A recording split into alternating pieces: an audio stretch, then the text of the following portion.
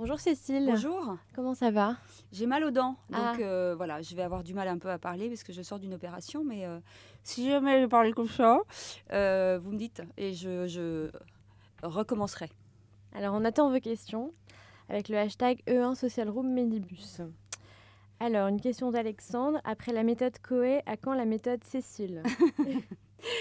Alors, bien, bientôt, on ne sait jamais. Voilà, on est sur pas mal de projets, d'émissions, des émissions d'immersion, des émissions plutôt sympas que je pourrais partager ou non sur des thématiques un peu rigolo, enfin un peu rigolotes. Voilà, et on travaille au quotidien. L'important, c'est d'être là au bon moment. Voilà. Alors, est-ce que tu vas refaire un repas avec tes fans? Car j'y étais et j'avais passé un excellent moment. C'est une question de Marinette. Oui, pourquoi pas. C'était il y a longtemps, mais c'est vrai que c'était plutôt sympa en fait cette rencontre, de discuter avec des personnes qui avaient vraiment envie de comprendre des choses et non pas de passer 3 minutes avec eux, mais de passer vraiment 2, 3 heures avec eux. C'était vraiment un moment à partager et j'ai pris beaucoup de plaisir, mais pourquoi pas. Je recommencerai avec plaisir. C'était avec tes followers ou c'était avec... Ouais, en fait, on avait monté comment ça s'appelle, un dispositif où les gens devaient à la base m'imiter. Donc, on a eu pas mal de gens avec des têtes blondes. Enfin, c'était assez rigolo. Et les meilleures imitations faisaient en sorte d'être invités à un déjeuner qu'on avait organisé. C'était plutôt sympa. On avait tout filmé et j'en garde un très très bon souvenir. Alors, quel homme, femme, artiste aimerais-tu interviewer et pourquoi? Question de Delphine. J'ai toujours eu envie d'interviewer des présidents et surtout Nicolas Sarkozy en fait. Pour plein de raisons. Parce que je trouve que, comme François Hollande aujourd'hui, sont des gens qui sont assez fascinants pour plein de raisons. C'est ils en prennent plein la tronche et de nouveau et systématiquement, ils ont envie de revenir et de recommencer alors qu'ils ont vécu 5 années, en tout cas leur quinquennat, dans de grandes difficultés. Et j'aimerais comprendre ce qui se passe dans la tête de ces gens, de se dire, je vais y retourner d'une manière ou d'une autre, je vais y retourner et je sais que ce sera pas mieux parce que c'est toujours pire, mais je sais que ce sera encore très difficile, que ma vie va être chamboulée, qu'on va dire des horreurs sur moi, qu'on va sortir des dossiers. Mais quoi qu'il en soit, j'ai envie d'y retourner. J'aimerais comprendre le leitmotiv de ces gens. Est-ce qu'on te parle encore de la méthode Coé dans la rue? À mort, j'ai encore plein de gens qui m'appellent, enfin dans la rue, qui m'interpellent en disant ah jeudi. Alors comment vous dire que ça n'existe plus. Oui, il y a plein de gens. Enfin, je pense que ça a marqué une génération. 7 ans d'antenne à plus de 5 millions de téléspectateurs chaque semaine, à recevoir les plus grandes stars de la télé avec un ton qui, à l'époque, était un peu irrévérencieux.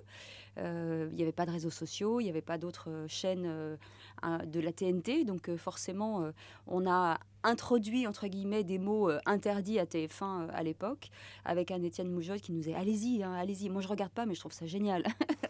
Donc voilà, donc on avait une espèce de ferveur autour de nous. Et puis c'était l'occasion, en plus, c'était un vrai talk show, c'était l'occasion de s'amuser. Il est vrai de déposer son cerveau parce que voilà, ça, on ne rentrait jamais dans des discussions très intellectuelles.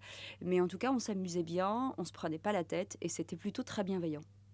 Alors, retravailler avec Coé en radio ou en télé, est-ce que c'est une possibilité? Alors, j'adorerais retravailler avec tous les gens avec qui j'ai travaillé.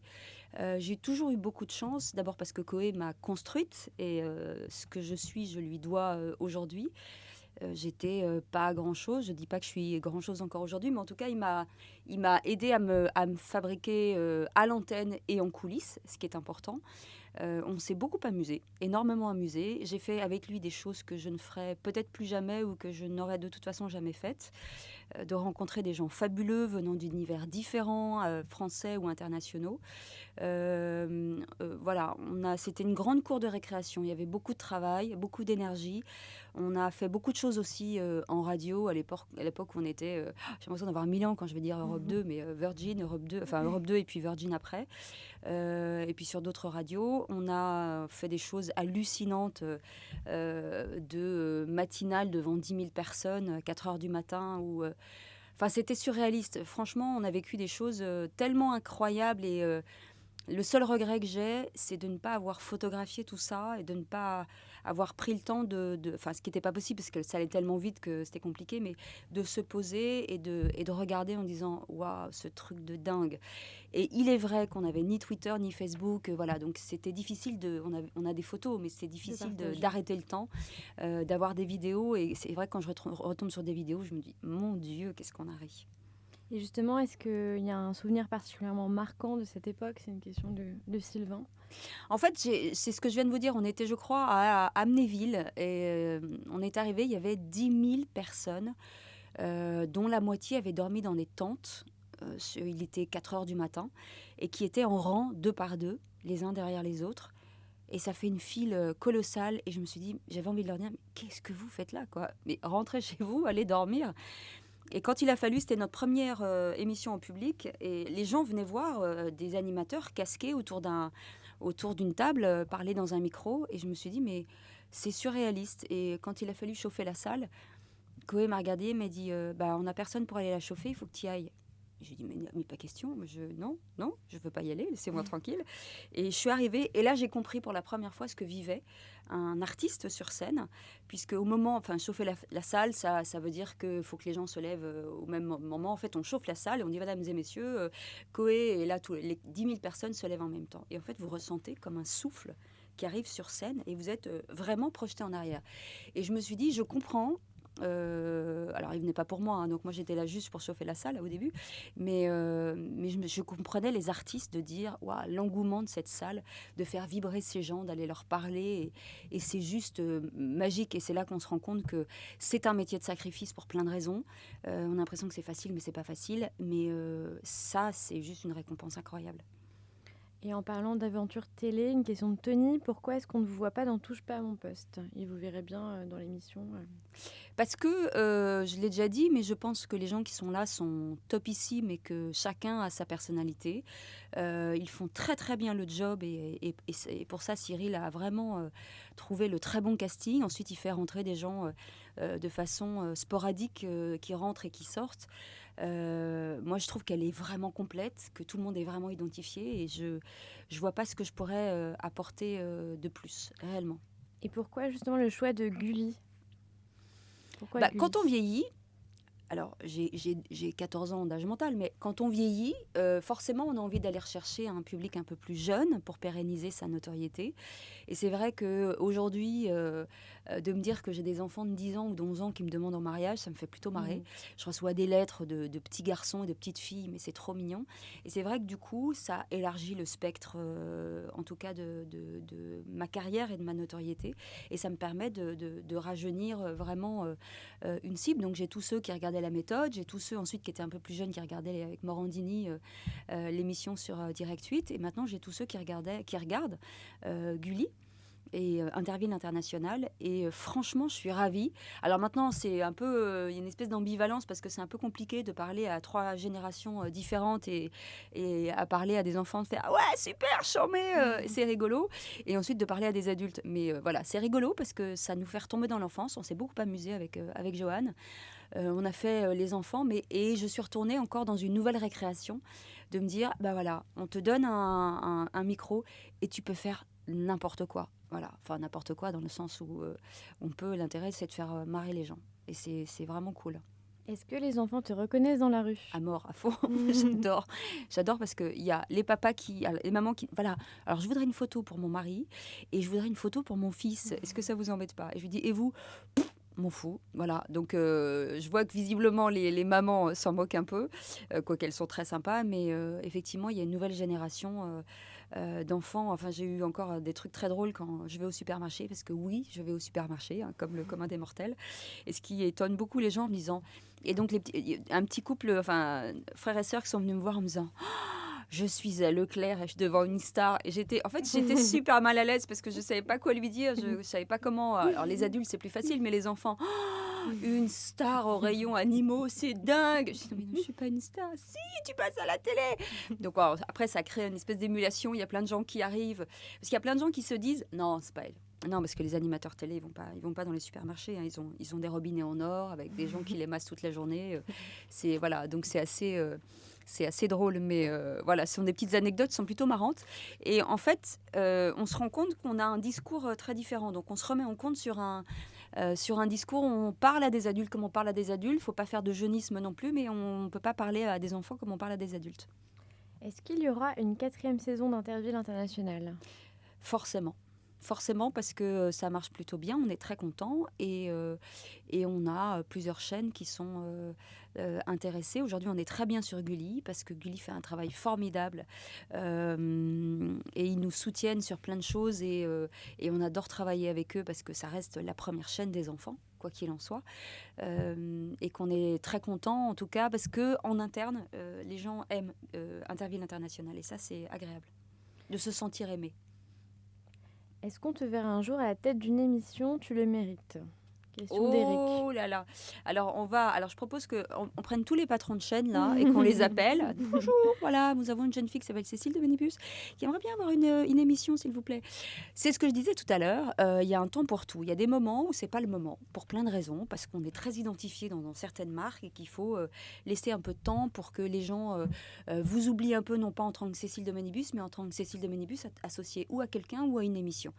Voilà, donc il faut savoir se remettre en retrait. Je ne dis pas que c'est facile, mais je pense que c'est important. Je me dis toujours, en fait, je suis un peu comme les agriculteurs. Moi, il faut me laisser un peu en jachère. Et une fois que la terre s'est bien recréée, pleine de vitamines et d'oligo-éléments, ça y est, faut revenir. Et puis en plus, faut avoir envie. Il faut que les chaînes aient envie de vous. Il faut que, voilà, c'est une sorte d'adéquation. Pour l'instant, ça se passe plutôt bien avec mon arrivée sur TPMS, sur Direct 8. Mais voilà, je préfère arriver lentement mais sûrement. Et surtout, une chose importante, toujours savoir se remettre en question et de se dire que même si on a une notoriété, qu'on a travaillé sur TF1, et voilà, eh ben, il faut accepter, revenir par la petite porte et recommencer. Et puis moi, ça me va plutôt très bien. Est-ce que tu aimerais faire une autre émission avec Johan Faganelli? Et si oui, pourquoi? J'aime pas trop Johan, en fait. J'aime pas trop ce garçon. Il est très bizarre. Très, très bizarre, parce il est très âgé et en fait, il a 4 ans d'âge mental. Non, j'adore Johan. J'ai eu très peur au début, parce que c'est vrai que renouer un nouveau duo, c'est jamais très simple. Et je me suis dit, et j'ai jamais aimé le côté, faut que je parle plus que toi, faut que j'ai plus de présence que toi. Voilà, moi, c'est naturel. Si tu as envie de parler, tu parles. T'as pas envie de parler, tu parles pas. Et c'est vrai qu'avec Johan, ça a été extrêmement naturel. J'ai juste voulu le mettre dans les jeux parce que moi j'étais coiffée et maquillée et que donc du coup tous les trucs pourris je lui ai laissé. Je lui ai imposé, je crois. Ouais, je crois que je lui ai imposé. Voilà, donc je me suis amusée à le mettre un peu en cobaye dans tous les jeux d'Interville et lui faire les trucs un peu pourris.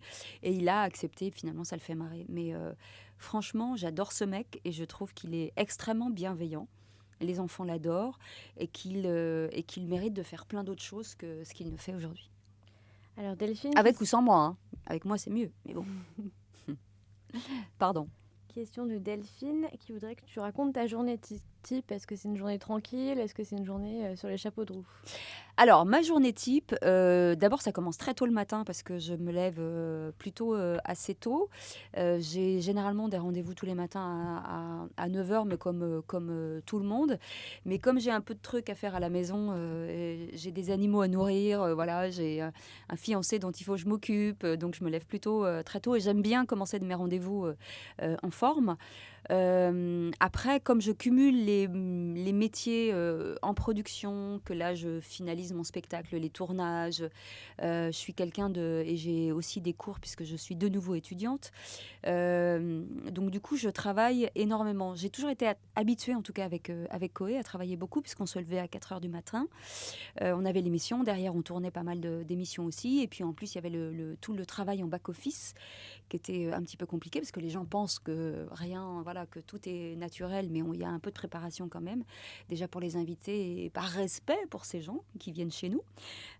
Donc je suis une vraie bosseuse et je passe mon temps à essayer de comprendre, d'apprendre, de lire beaucoup de choses, d'écouter, de regarder ce que font les autres, d'aller picorer à droite et à gauche. C'est vrai que c'est très chronophage et que ça prend beaucoup de temps. Et généralement, je coupe mon portable. Il est 2h du matin. Voilà, et je me lève aux alentours de 7 heures dernier délai, voilà, quand mon réveil m'a insulté 17 fois. Je finis par me lever. Et moi, depuis les matinales, je suis vraiment du matin. Et je trouve que c'est le matin qu'on a vraiment les idées en place et qu'on peut être productif pour le restant de sa journée. Alors, vous avez repris vos études, justement. Une Oui. question de Garance. Qu'est-ce que vous souhaitez faire après Sciences Po? Qu'est-ce que ça va vous apporter? Je ne sais pas, président de la République, j'hésite encore. Je ne sais pas. En fait, je suis très intéressée. J'ai toujours été, contrairement à ce que les gens pensent de moi, la politique m'intéresse beaucoup. Moi, j'avais trois grands rêves dans ma vie. C'est d'être commissaire de police. Bon, bah, c'est trop tard. Mais avec les immersions, j'ai pu intégrer la police, en tout cas l'anti-gang, et ça a été un grand moment pour moi. Être présidente d'un club de foot, voilà, les gens savent que j'aime beaucoup le sport en général. Bon, ça, il n'est pas trop tard. Je fais encore des économies, donc peut-être qu'un jour, j'y arriverai. Parce que je trouvais intéressant de me dire, le président d'un club de foot, c'est forcément le sponsoring, le lobby, les supporters, toute la technique, les joueurs, les mercatos. Enfin voilà, je trouve que c'est un métier très complet. Et la politique. La politique est un milieu qui me fascine, surtout aujourd'hui, où les hommes politiques deviennent des vrais people, et donc la communication, en tout cas des hommes politiques, se fait par eux-mêmes avec les réseaux sociaux. Et je trouve fascinant de me dire comment ces gens doivent se réinventer en préservant une certaine crédibilité, en offrant d'un autre côté un peu d'eux-mêmes, parce que on les voit de plus en plus dans les magazines, ils montent un peu plus leur vie privée, ce qui n'était pas le cas avant. Donc comment ne pas se décrédibiliser et garder une certaine structure et une stratégie politique. Et je trouve que c'est fascinant parce que ce sont quand même des enjeux très importants, et il ne faut pas perdre le fil et pas diluer en tout cas son discours. Et j'adorerais pouvoir effectivement à un moment donné travailler près de ces gens, quelles que soient leurs conditions, en tout cas leur côté politique. Alors forcément, il y a certaines personnes avec lesquelles je n'aimerais pas travailler, mais voilà, dans l'absolu, ça m'intéresserait de comprendre ce que je vous disais tout à l'heure par rapport à Nicolas Sarkozy. Ça m'intéresserait de comprendre, de les aider. Et nous qui sommes animateurs télé et obligés de travailler avec les réseaux sociaux aujourd'hui, on s'est créés tous des marques et on est devenus tous des médias nous-mêmes, et les aider justement à gagner en force et fabriquer des vraies communautés et avoir un discours plus didactique, en tout cas avec un public qui ne comprend pas toujours ce qu'ils disent à la télévision parce que c'est un peu éloigné d'eux. Est-ce que vous vous présentez en 2017? Question de Thierry. Je sais pas, je vais me présenter pour être, je sais pas, représentante de ma rue, ou alors à la cantine, je sais pas, non, non, non. Il y a un moment donné, il faut connaître ses limites. Moi, j'ai une image qui est pas du tout en adéquation avec ce milieu-là. Donc ensuite, après, il faut fabriquer des choses et arriver encore une fois par la petite porte. Mais c'est vrai que le travail que nous avons fait depuis 15 ans m'a permis de comprendre et d'appréhender les moments de crise, parce que nous aussi, animateurs télé, on a des moments de crise sur les audiences, sur les dérapages, sur les coups de gueule qu'il faut savoir appréhender et qu'il faut savoir retenir et gérer, savoir comment gérer sa propre carrière. Donc c'est juste cette petite expertise qui m'intéresserait de mettre à leur service.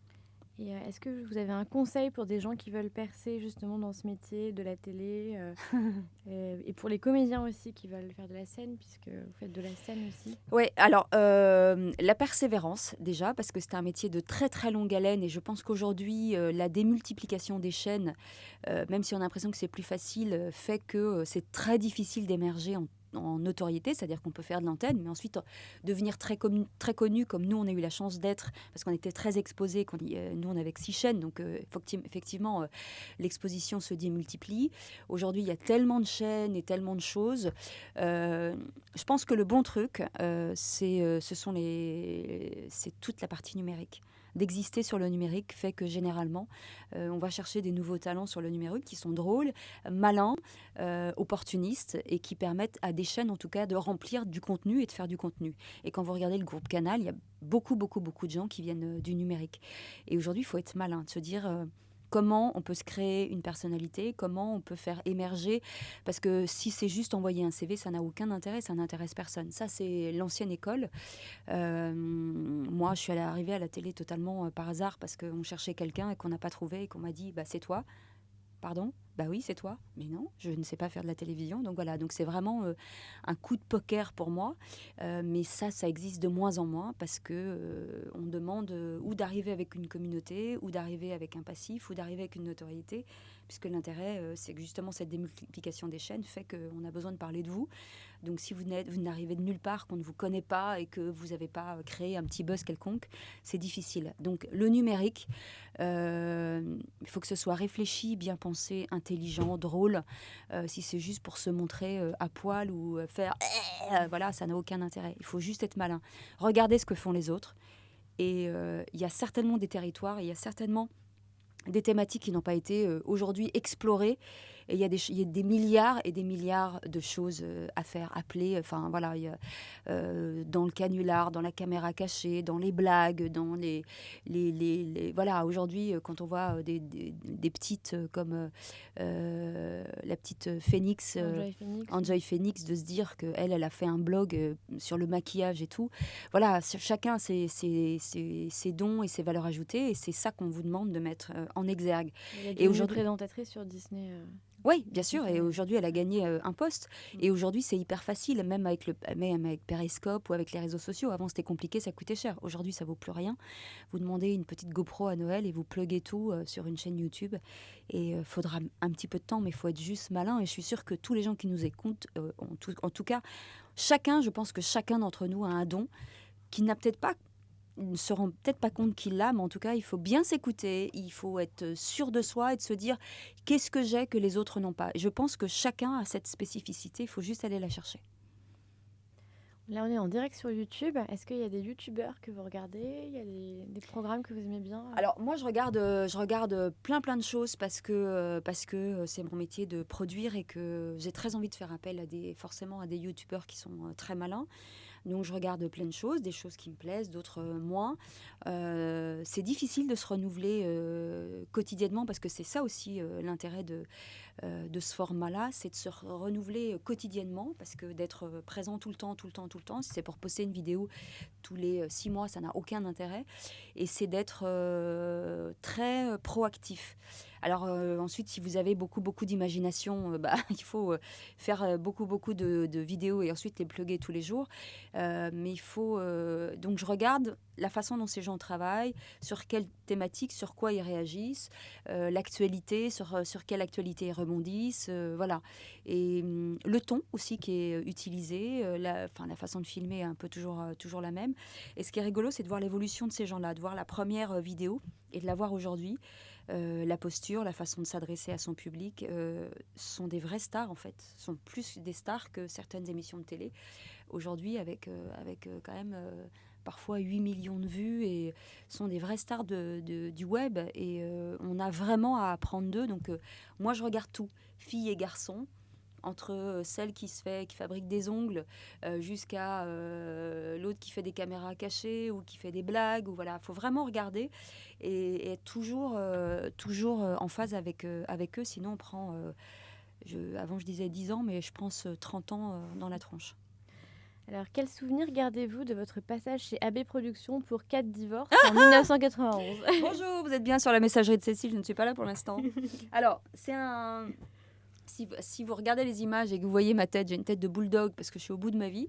En fait, c'était vraiment pour faire plaisir à quelqu'un parce qu'il leur manquait au début des figurants. Donc, en fait, j'ai dû être assise sur cette chaise pendant 18 heures, je pense, pendant 5 ou 6 jours.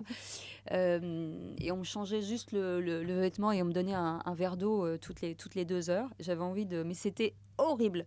Et en plus, j'ai rien appris parce que c'était loin, c'était compliqué, c'était pas le moment. Voilà. C'était marrant de le faire. Aujourd'hui, on me ressort les images, j'aurais envie de les brûler parce que vu la tête que j'ai, mais je suis au bout du rouleau, vraiment, je n'en peux plus. Et bien sûr, on me ressort toujours les mêmes, hein, celles où j'ai vraiment une tranche de cake.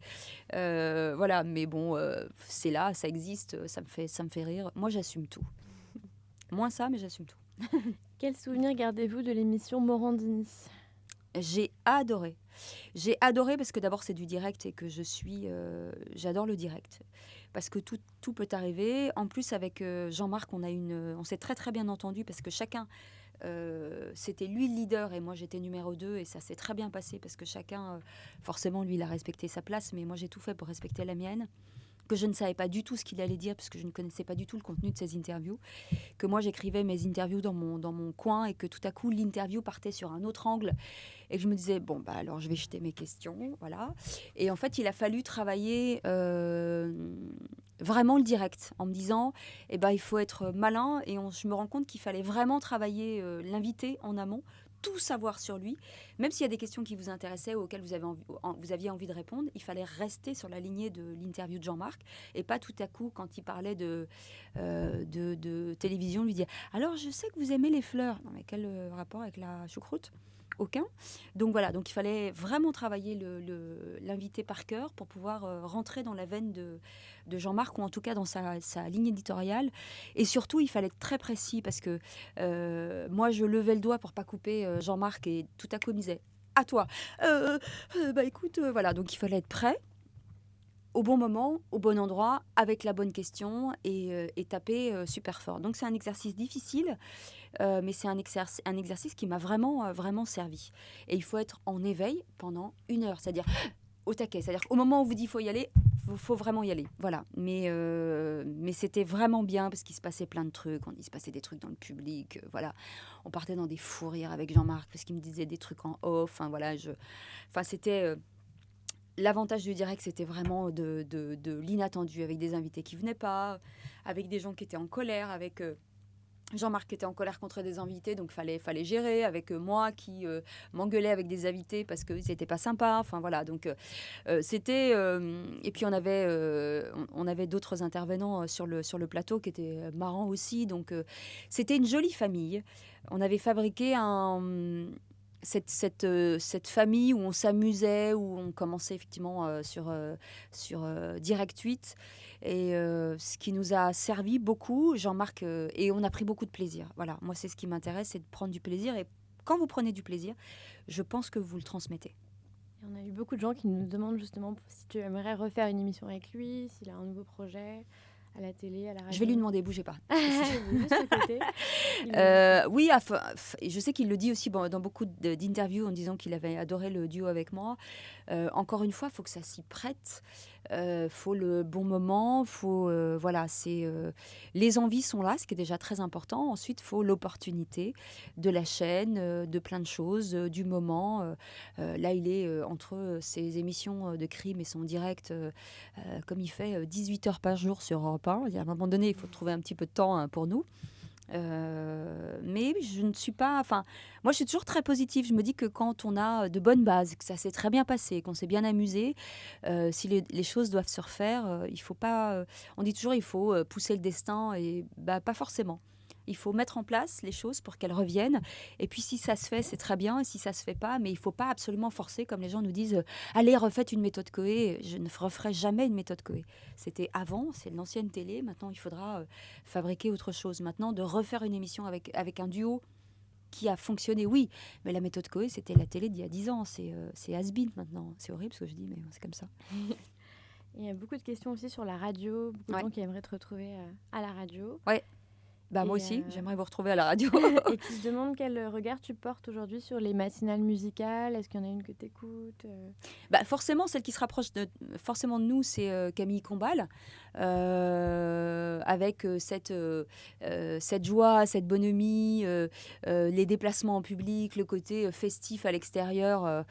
Quand je le vois barrer la route de François Ier, nous on l'a fait, mais on l'a barré combien de fois la route ? On s'est mis à mal avec tout le quartier. Dans la cour, à l'intérieur d'Europe 1, on tirait la carabine. Enfin, bon, je devrais pas le dire, mais voilà, on jouait au tennis. On avait installé une cour de tennis dans la cour d'Europe 1 à l'intérieur pendant que les journalistes travaillaient.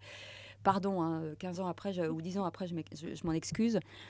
J'ai une scène surréaliste où on était en extérieur dans la rue François Ier avec Gilbert Montagnier qui chantait Laissez passer les dindes, parce qu'on voulait faire venir une dinde qu'on voulait gracier, avec l'homme orchestre qui battait avec ses colombes sur la tête.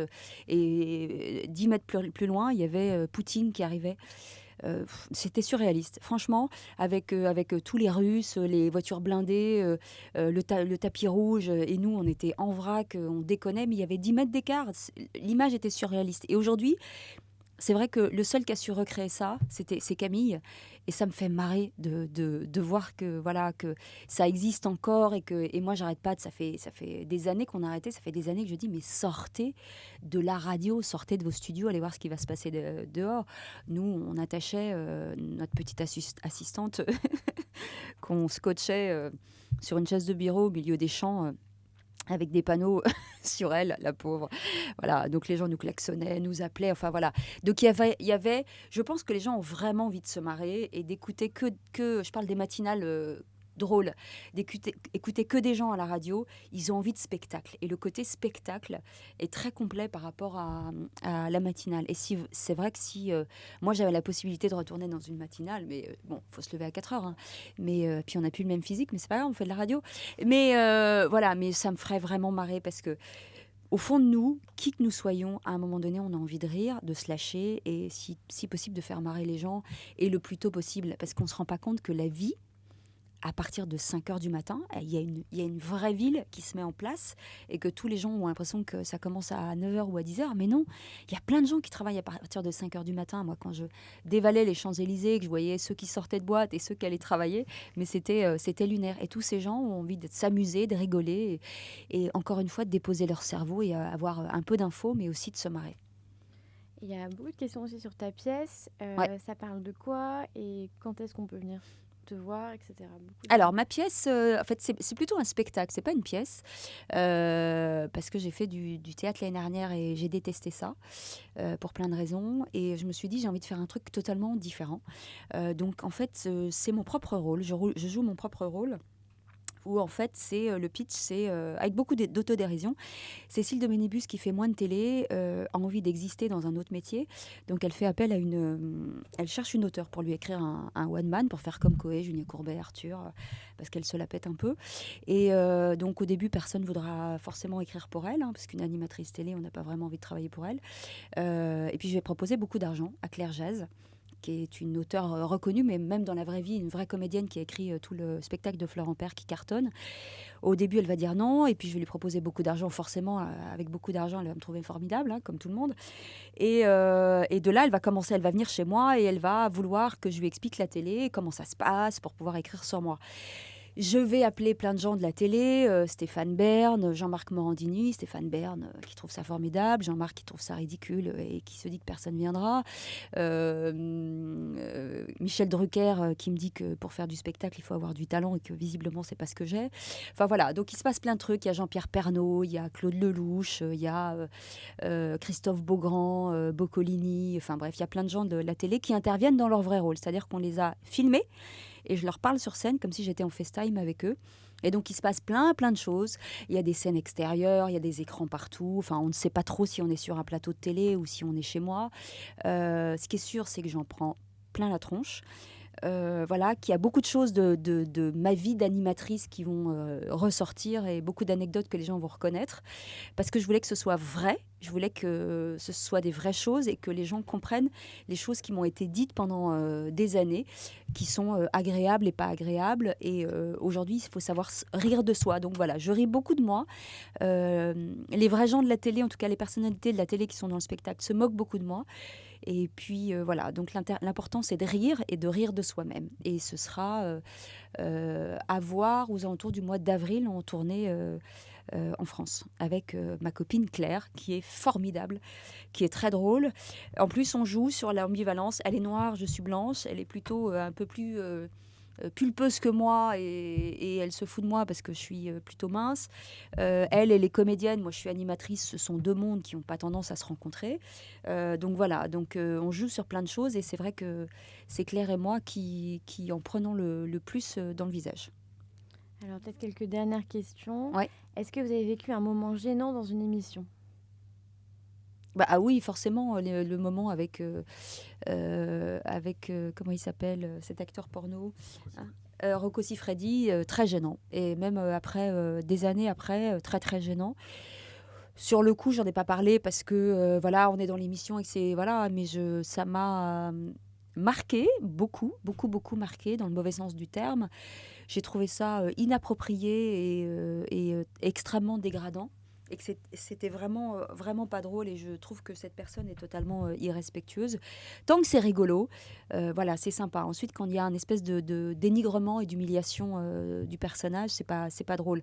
Puis après, des moments humiliants, ouais, 50, quand vous interviewez quelqu'un et que vous la prenez pour quelqu'un d'autre, voilà, je me suis trompée sur des comédiens où je leur ai parlé de trucs, voilà, je pensais que c'était eux, c'est pas eux. Enfin voilà, j'ai fait pas mal de gaffes. Voilà, j'ai un truc qui est repassé souvent à l'antenne aussi, c'est d'avoir dit à Magali Vaé, c'est dommage que après on vous a pas vu depuis 5 ans, on pensait que vous viendriez un peu plus amaigri et qu'elle vous dit qu'elle a perdu 30 kilos. Bon voilà, c'est des moments où on est super mal à l'aise, mais c'est aussi, je suis pas quelqu'un de méchant, je suis quelqu'un de plutôt très bienveillant et gentil. Un Maxime Rioux, c'est vrai, qui est avec nous. Odieuse, elle est odieuse. Mais et je déteste faire de la peine aux gens. Donc, encore une fois, j'en profite toujours d'avoir un micro pour m'excuser auprès des gens que j'ai pu blesser à un moment donné, dans un direct, dans une vanne ou d'un truc comme ça, parce que c'était pas du tout le but. Le but, c'était de se marrer, d'être rigolo et que parfois, on n'est pas toujours très malin. Donc, il y a des moments de malaise où tout à coup, on se dit « Ah, la boulette !» Voilà. Et puis, c'est comme ça, et puis il faut que ça passe. Une dernière question d'Alain. Après toutes ces années, qu'avez-vous appris? Que recherchez-vous? Que cherchez-vous encore à améliorer? Alors, moi, je suis en perpétuelle interrogation sur moi. Forcément, il y a des milliards de trucs à améliorer. D'abord, il faut apprendre à se connaître et savoir où sont ses limites et ne pas aller sur des territoires qui ne sont pas les vôtres. Donc, ça, c'est important de le savoir. Même si vous avez très envie de le faire, et ben, il y a un moment donné où il faut gagner en crédibilité sur des choses. Je vous parlais de politique tout à l'heure, c'est pour ça que je fais Sciences Po, parce que voilà, j'ai envie d'apprendre et de m'inscrire en tout cas dans une lignée un peu différente, sans perdre mon humour et sans rester, sans oublier celle que je suis à la base.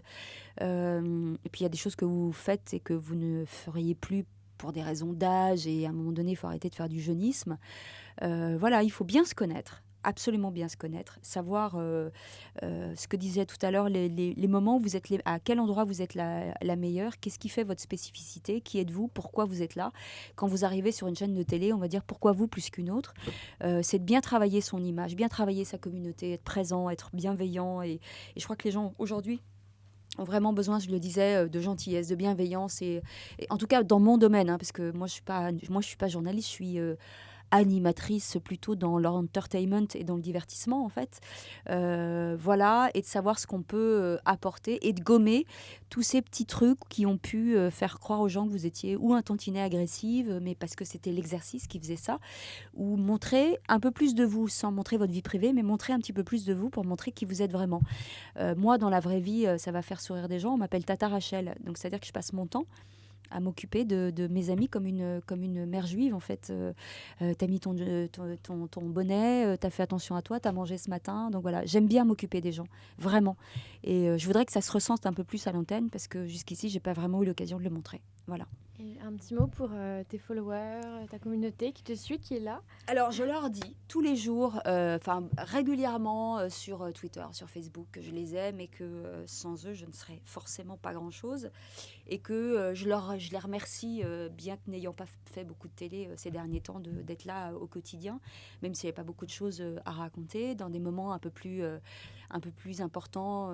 Les drames, en tout cas le drame de ma sœur de l'année dernière, je sais qu'ils ont été très présents. J'ai eu des centaines de milliers de messages. Alors je ne suis pas la seule à vivre ce genre de drame, et ils ont vraiment été là.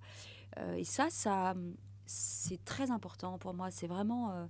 je ne sais pas comment les remercier au quotidien. À force de leur dire, ils vont me dire ah, c'est bon, ça va, tu nous l'as dit 50 fois. Mais c'est vraiment ce que je pense. Parce que ces gens-là me suivent depuis des années. Il y en a qui m'ont lâché parce qu'ils en avaient ras-le-bol.